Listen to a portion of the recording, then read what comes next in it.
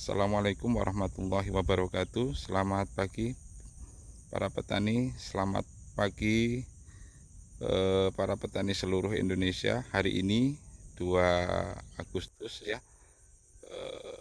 Kita ada di persawahan daripada milik orang tua saya, tepatnya orang tua daripada istri saya ya, atau mertua. Hari ini saya antar tangki semprot karena kebetulan tangki semprot mertua saya bermasalah. Jadi sekalian kita bikin konten di sini ya. Nah, teman-teman sekalian, namun sebelum kita lanjut, bagaimana tingkat efektivitas daripada penggunaan pupuk biosintetis pada tanaman padi, mohon dukung channel ini agar bisa berkembang dan menghadirkan konten-konten yang bermanfaat dengan melalui like, komen, dan subscribe serta nyalakan lonceng notifikasi. Oke, kita lanjut teman-teman. Ini kebetulan di depan saya ini ada padi jenis padi hitam ya teman-teman sekalian. Ini kebetulan kemarin saya beli dari online shop ya, hanya 1000 butir. Nah, ini kurang lebihnya segini ya, jadi seperempat baris lah, ini seperempat barisan. Untuk luas tanah dari persawahan ini sendiri milik mertua saya ini kurang lebihnya sekitar 6.000 ya, 6.000 meter, dan saat ini di usia tanam sekitar 50 hari karena tanggal 12 bulan 6 untuk masa tanamnya. Dan kalau dilihat pertumbuhannya bagus ya teman-teman, makanya kemarin sampai dikunjungin dari Dinas BU dan juga dari Dinas Penyuluh Pertanian tingkat kecamatan ya. Ini kalau kita lihat sampai di sini, kita bandingkan dengan yang di sebelahnya yang varietasnya sama.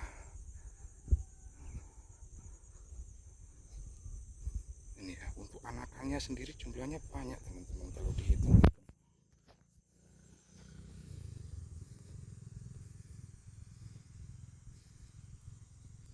Ngupuk napa ngobat, Pak?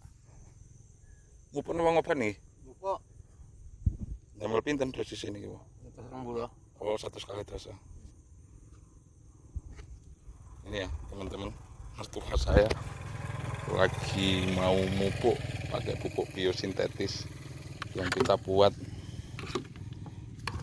ini. Mungkin yang pun dicampur dicek riyen Pak nggih pH nih. Ini penting ya teman-teman untuk cek pH air daripada air yang kita gunakan untuk menyemprot, dan nantinya berapa sebelum dan setelah dicampur ya, untuk pH airnya berapa dan berapa setelah dicampur, agar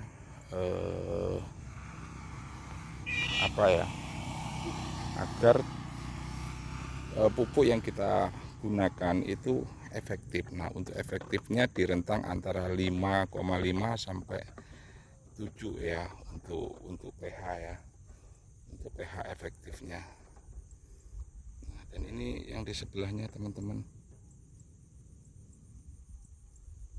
perbandingannya beda banget ya, beda banget. Untuk jumlah anakannya sendiri lumayan banyak ya teman-teman. Kalau untuk di sebelah ini padahal umur tanamnya sama. Coba kita hitung. 2, 3, 4, 5, 6, 7, 8, 9, 10, 11, 13, 14, 15, 17, 18, 19, 20, 21 teman-teman. Coba kita lihat di sini ya teman-teman. Kita ambil jumlah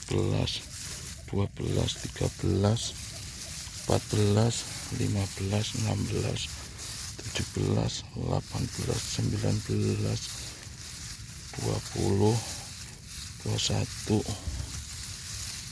Oh, ini baru separuh aja 21, kurang lebihnya 50-an lebih ini Pak. Seketan kangkung nih Pak. Anak nih. Ini yang saya pakai untuk pembuatan pupuk biosintetis yang untuk di padi bapak saya ini pakai yang 15 30 15 ya teman-teman. 15 30 15 karena dia ada di fase perpindahan untuk dari fase generatif ke vegetatif ke generatif. Ini sudah bentar lagi sudah mau memasuki mulai apa Pak? Napa Pak jenenge Pak? Mulai bunting. Kalau pembentukan malai, kalau orang Jawa bilang mulai bunting. Di cek mawon mriko Pak pH-ne riyen.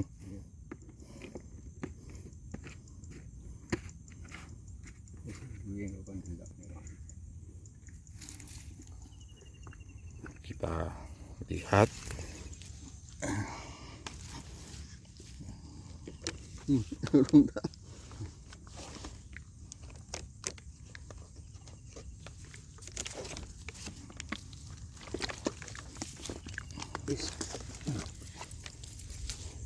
kita mau cek pH daripada air yang digunakan, juga air yang ada di padi ini, juga setelah pencampuran pemupukan ya teman-teman.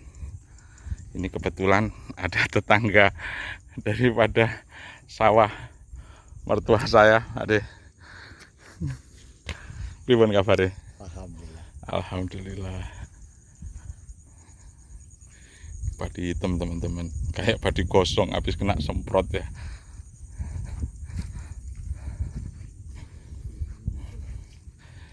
Kita ukur pH-nya ya teman-teman. pH air sama pH air setelah dicampur dengan pupuk biosintetis yang kita buat. Nah, ini saya ambil air dari air sawahnya.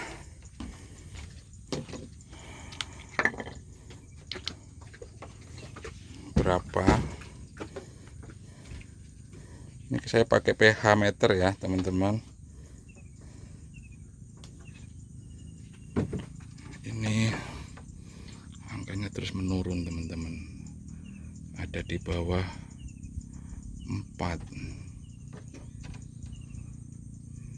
Apakah nanti akan menyentuh di bawah 4, apakah cuma masih di bawah 4. Untuk kategori pH air termasuk asam ya teman-teman. Untuk pH 4 ini sebenarnya yang bagus itu sekitar 5 atau 5,5. Kalau ditambah lagi pupuk kita yang sifatnya asam, itu akan tambah parah. Bukannya jadi pupuk, malah jadi racun untuk tanaman kita. Nah, apakah nanti pupuk biosintetis yang kita buat itu kategorinya basah atau memiliki pH yang netral atau termasuk kategori asam? Kurang lebihnya pH-nya di 4,38 ya teman-teman ya. Ini kita cek yang sudah dicampur dengan pupuk biosintetis kita. pH-nya naik teman-teman, dari yang tadinya 4,3 sekarang ada di naik terus 5,53 5,54 dan terus. Apakah nanti bisa menyentuh di angka 7? Kalau di 7 itu netral banget dan itu efektif sekali untuk digunakan pemupukan.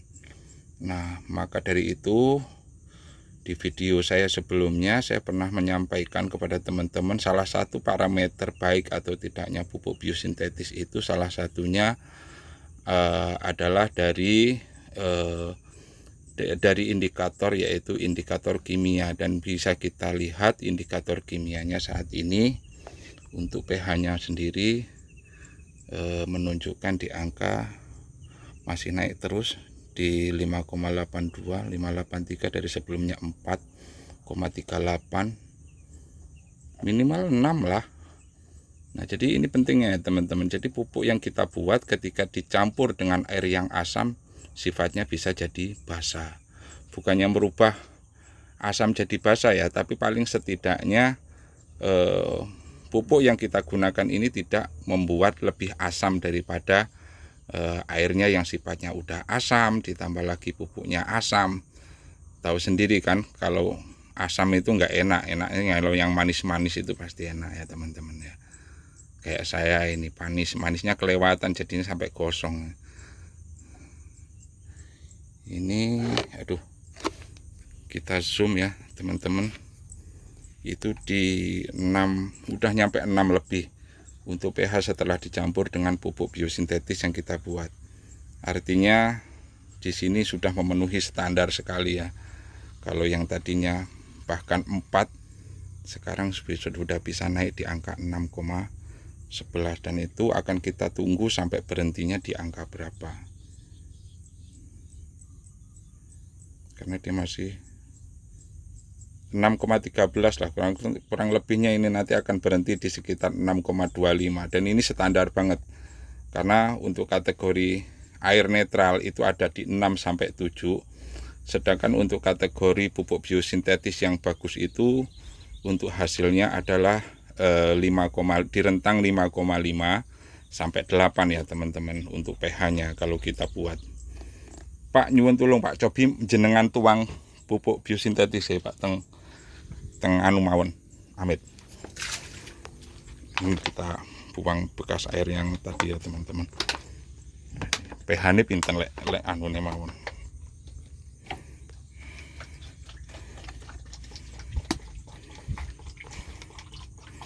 Ini 6,22 tadi ya teman-teman berhentinya ya. Sedangkan pupuk ini sendiri pH-nya langsung naik teman-teman, 7,45, 7,50. Kalau dia bisa di angka 8 itu bagus sekali teman-teman. Artinya ketika dia diadopsi untuk dicampurkan dengan air, karena ini merupakan kunci sukses tidaknya ketika teman-teman mengaplikasikan ke tanaman untuk pH yang di bawah pH di bawah 5 itu otomatis akan susah sekali diserap oleh tanaman ya teman-teman. Ini salah satu indikator yang kemarin saya sampaikan kepada teman-teman. Salah satu indikator baik tidaknya pupuk biosintetis itu salah satunya adalah indikator kimia, dan bisa kita ukur indikator kimianya untuk saat ini. pH dari pupuk biosintetisnya sendiri yaitu 7,62. Kalau diukur dengan yang setelah dicampur, dia akan turun teman-teman.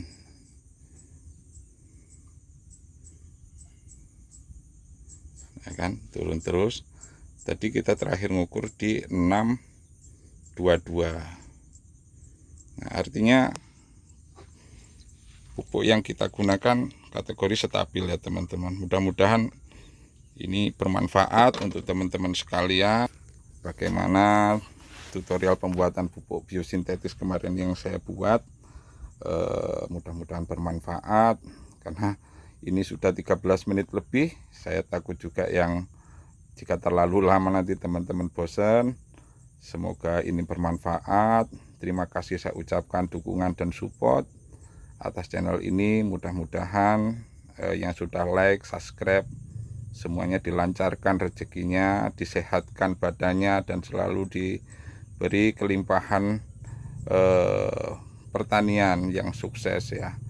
Saya akhiri, wabillahi taufiq wal hidayah. Wassalamualaikum warahmatullahi wabarakatuh.